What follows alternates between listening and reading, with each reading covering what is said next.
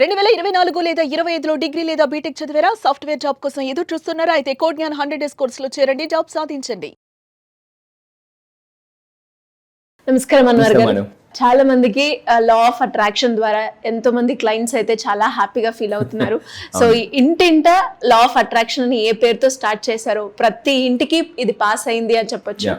Previous episode లో money మన దగ్గరికి ఏ రకంగా బ్లాక్ అవుతుంది అనే విషయం పైన మీరు డిస్కస్ చేయడం జరిగింది.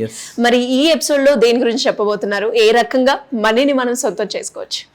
ఈ వీడియోని చెప్పేది అంటే జాగ్రత్తగా వినండి. చాలా మంది మెజారిటీ అంటే ఇండియాలో ఆల్మోస్ట్ ఒక 100 మంది పీపుల్ తీసుకుంటే అందులో 75% పీపుల్ అంటే జాబ్ చేసేవాళ్ళు ఉన్నారు.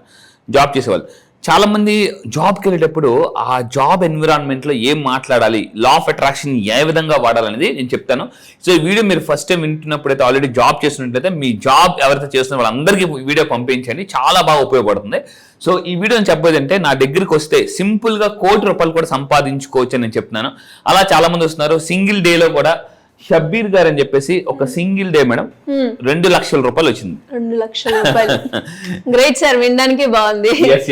అంటే ఇక్కడ చూడండి, మీరు చాలా మంది అంటే సడన్ గా డబ్బులు వస్తే బాగుండు, మన సిచ్యువేషన్ మారిపోతుంది అని అనుకుంటారు. నా క్లాసెస్ కి వచ్చిన తర్వాత అంటే మనుషుల్ని అడగడం కాదు, యూనివర్స్ ని ఎలా అడగాలి అనే టెక్నిక్స్ నేర్పిస్తాను అనమాట నేను. అది అంటే నేను నేర్చుకుంది ఏంటంటే, మనుషుల్ని అడిగితే ఇంతే వస్తుంది, యూనివర్స్ అడిగితే చాలా వస్తుంది. సో అయితే ఈ వీడియోలో చెప్పేది ఏంటంటే, మీ తోటి ఉద్యోగులతో పొరపాటును కూడా ఈ విషయాలు చెప్పకూడదు. చాణక్య చెప్పింది కానీ, డేల్ కార్నింగ్ అని చెప్పేసి వరల్డ్ వెరీ పాపులర్ కోచ్ వీళ్ళందరూ ఉన్నారు.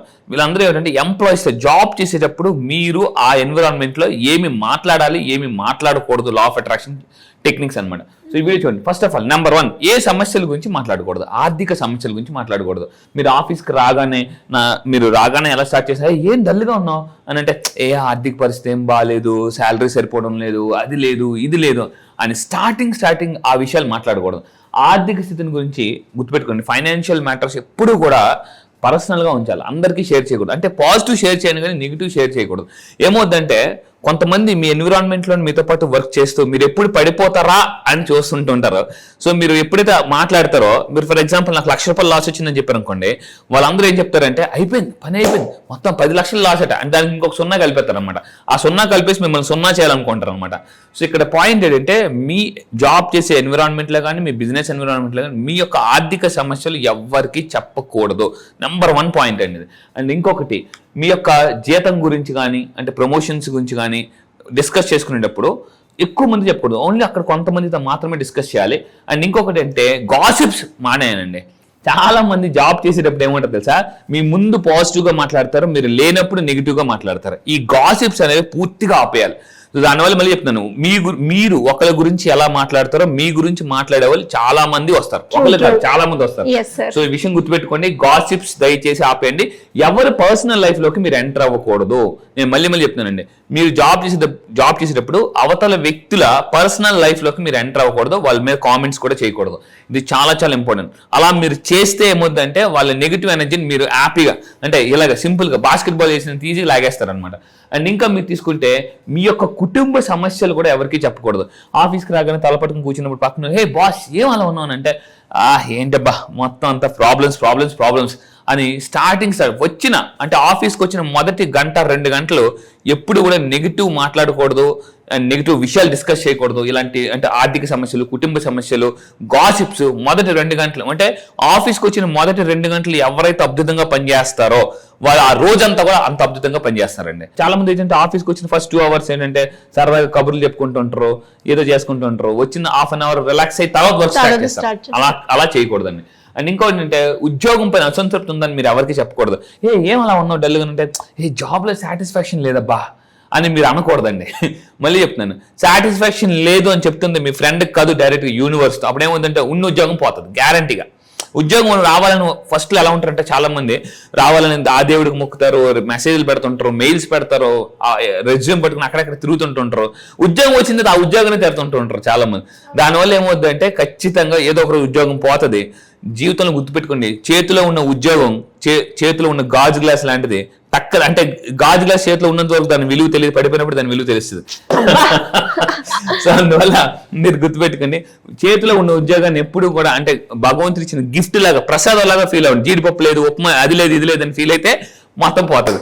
సో ఇది చాలా చాలా ఇంపార్టెంట్. సో మీరు మీ ఉద్యోగం పట్ల నెగిటివిటీని, అసంతృప్తిని మీ పక్కన ఉన్న వాళ్ళతో స్ప్రెడ్ చేయొద్దండి దయచేసి. అండ్ ఇంకొక మెయిన్ పాయింట్, అనారోగ్య సమస్యలు మీకు హెల్త్ బాగాలేదని కూడా ఎవరికి చుట్టుపక్కల వాళ్ళకి చెప్పకూడదు. మీకు ఫర్ ఎగ్జాంపుల్ ఏదో ప్రాబ్లం ఉంది, నడుము నొప్పి ఉంది, ఏమలా ఉందంటే అబ్బా విపరీతం నడుము చెప్పకూడదండి. దానివల్ల ఏమవుతుందంటే దాని మీద ఇంకా సెటైర్లు, కామెంట్లు, అది ఇది అని అంటారు.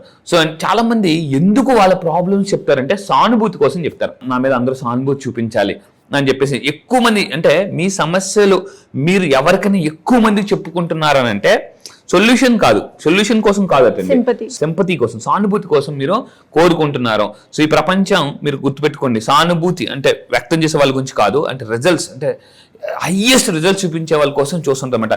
సానుభూతి కోరుకునే వాళ్ళ వ్యక్తి కోసం కాదు. అండ్ ఇంకా మీరు తీసుకుంటే నెగిటివ్ మాట్లాడడం. చాలా మంది ఉద్యోగులు ఎలా ఉంటారంటే నెగిటివ్ మాట్లాడుతుంటుంటారు. స్టార్టింగ్ ఇప్పుడు ఎవరైనా కొత్తగా ఎంప్లాయ్ వచ్చి మీరు వర్క్ చేసిన వాళ్ళు ఏమంటారు, కొత్తగా వచ్చావా, కొత్తలో అలాగే ఉంటుందిలే, ఇటు ఎక్కువ వర్క్ చేశారు అనుకోండి, ఇంకేం ఇంటికి వెళ్ళదంటే ఆఫీస్కి వచ్చిన కొత్తలో జాబ్లో కొంత చాలా మంది సీరియస్నెస్ ఉంటుంది, ఏదైనా సాధించాలి, ప్రూవ్ చేసుకోవాలని. ఈ కొంతమంది సీనియర్ పీపుల్ ఏం చేస్తుంటారు అంటే వాళ్ళని డిమోటివేట్ చేస్తుంటారు, నెగిటివ్ మాట్లాడతారు. తమ్ముడు ఇక్కడ ఎంత కష్టపడిన వేస్ట్ రా, ఇక్కడ ఏం రాదురా, ఇక్కడేమి ఇదే ఇర్రా, ఇంక్రిమెంట్ ఎర్రా అని రకరకాలుగా నెగిటివ్ గా మాట్లాడుతుంటారు. దానివల్ల కొత్తగా చేసే వాళ్ళకి అంటే నిరుత్సాహం ఉంటుందండి. అలా మాట్లాడద్దు దయచేసి.